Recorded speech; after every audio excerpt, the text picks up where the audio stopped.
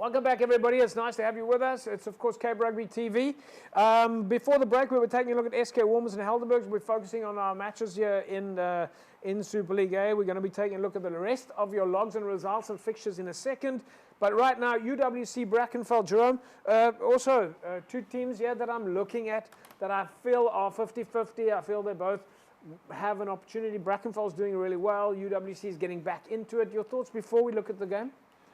Yeah, look, I think both of these teams, I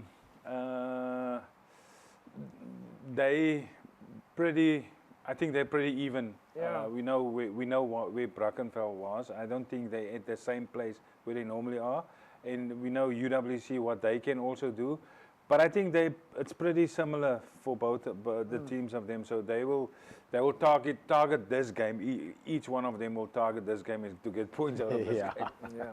All right. Well, talking about targeting, let's take a look then. This is the first half. UWC Brackenfell.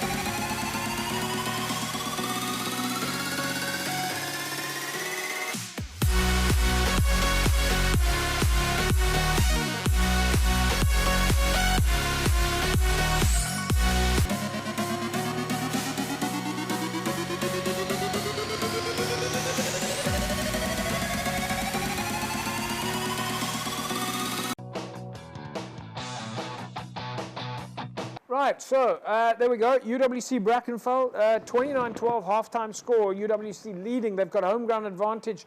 For the students, Morgan, they'll be happy with this result going into this half.